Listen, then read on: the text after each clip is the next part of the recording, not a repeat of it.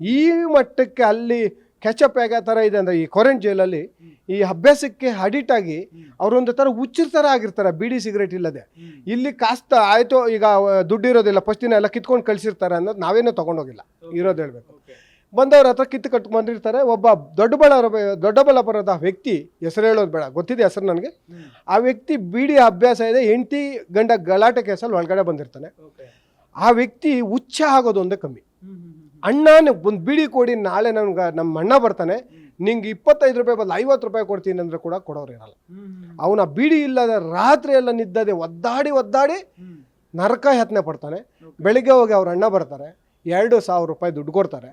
1,500 ರೂಪಾಯಲ್ಲಿ ಹಗಲ್ದೋರೋಡೆ ನಮ್ಮ ಪೊಲೀಸ್ ನಮ್ಮ ಜೈಲು ಸಿಬ್ಬಂದಿ 1,500 ಕಿತ್ಕೊಂಡು 500 ರೂಪಾಯಿ ಕೊಟ್ಟು ಕಳಿಸ್ತಾರೆ. ನನಗೆ 500 ರೂಪಾಯಲ್ಲಿ ಬಂದು ಅವನು ಏನೂ ತೊಗೊಂಡ್ಲಿಲ್ಲ. 500 ರೂಪಾಯಿಗೆ ಒಂದು ಬೀಡಿ ಕಟ್ಟಿ ತೊಗೊಂಡು, ನಾನಿದ್ದು 4 ದಿವಸ ಅರ್ಧ ಬೀಡಿ ಕುಡ್ದು ಅರ್ಧ ಬೀಡಿ ಗೋಡೆ ಗುಜ್ಜಿ ಜೋಬಲ್ಲಿ ಇಟ್ಕೊತಾ ಇದ್ದ. ಆ ಮಟ್ಟಕ್ಕೆ ಅಲ್ಲಿ ಹೊಟ್ಟೋಗಿದೆ ಅಷ್ಟು ಬೀಡಿಗೆ ಮತ್ತು ಸಿಗರೇಟ್ಗೆ ಕ್ವಾರಂಟೈನ್ ಜೈಲಲ್ಲಿ. ಇಲ್ಲೆಂಗಿದೆಯೋ ನಾನು ಮೊದಲ ದಿನಗಳಲ್ಲಿ ನೋಡಿಲ್ಲ.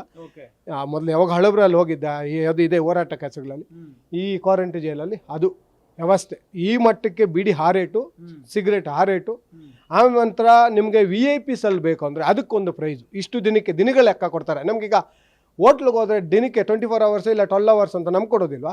ಅಲ್ಲಿ ನಮಗೆ 3 ದಿನ 4 ದಿನ 5 ದಿನ ನಿಮ್ಗೆ ಯಾವಾಗ ಬೇಲಾಗುತ್ತೆ ಅದಕ್ಕೆ ಇಷ್ಟು ತಿಂಗಳಿಗೆ ಇಷ್ಟು VIP ಸಲ್ಗೆ. ಇಲ್ಲ ಅಂದಲ್ಲಿ ಒಬ್ಬರ ಪಕ್ಕದಲ್ಲಿ ಒಬ್ಬರು ನಿಂಗೆ ಮಲಗಿಸ್ತಾರೆ. ಅಲ್ಲಿ ಅಷ್ಟು ಜನ ಇದ್ದಾರೆ, ಒಬ್ಬರ ಪಕ್ಕದಲ್ಲಿ ಒಬ್ಬರು ಮಲಗಿಸ್ತಾರೆ. ಇಲ್ಲ VIP ಸಲ್ಗೆ ಹೋದರೆ 40-60ಗೆ 4ರಿಂದ 5 ಜನ ಇರ್ತಾರೆ. 40-60ಗೆ ಜಾಗ 4ರಿಂದ 5 ಇಲ್ಲ 6 ಜನ. ನನ್ನ ಬ್ಯಾರೆಟಲ್ಲಿ 6 ಜನ 40ಗೆ 60 ಇತ್ತು.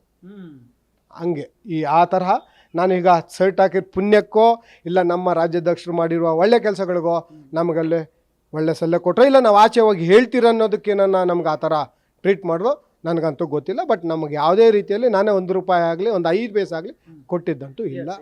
ಈಗ ಜೈಲು ಅಂತ ತಕ್ಷಣ ಒಂದು ಭಯ ಇರುತ್ತೆ, ಏನೂ ಸಿಗಲ್ಲ, ಮತ್ತೇನೋ ಬದುಕೋದೇ ಭಾಳ ಕಷ್ಟ ಅಲ್ಲಿ, ಶಿಕ್ಷೆ ಹಾಗೆ ಹೀಗೆ ಅಂತ. ಸಿಗರೇಟ್ ಸಿಗುತ್ತೆ, ಗಾಂಜಾ ಸಿಗುತ್ತೆ, ಆರಾಮಾಗಿರ್ತಾರೆ ಕೊಲೆಗಡುಕರು ಪಾಪಿಗಳೆಲ್ಲ ಅಂತ ಅಂದರೆ ಅದು ಜೈಲ್ ಆಗೋದಕ್ಕೆ ಸಾಧ್ಯ? ಜೊತೆಗೆ ಈ ಗಾಂಜಾ ಎಲ್ಲ ಹೆಂಗೆ ಬರುತ್ತೆ ಸರ್ ಒಳಗಡೆ? ಯಾಕೆ ಚೆಕ್ ಮಾಡಲ್ವಾ ಹೊರಗಡೆ ನಿಂತವರು? ಸರ್ ಅವರು ಏನು ಅಧಿಕಾರಿಗಳಿದಾರೋ ಅವ್ರಿಗೆ ಏನು ತೊಗೊಂಡು ಹೋಗ್ತಾರಂತ ಗೊತ್ತಿಲ್ಲ. ನೋಟ್ ಸಿಗಬೇಕು ಅವ್ರಿಗೆ. ಓಪನ್ ಸಿಗರೇಟಾಗಿ ಹೇಳ್ತೀನಿ ನಾನು, ಬೇಕಾದ್ರೆ ಅದನ್ನು ಪ್ರೂವ್ ಮಾಡಿಸ್ತೀನಿ ನಿಮಗೆ. ಅವರು ನಮ್ಮನ್ನು ಚೆಕ್ ಮಾಡೋದೇ ನೋಟ್ಗೋಸ್ಕರ.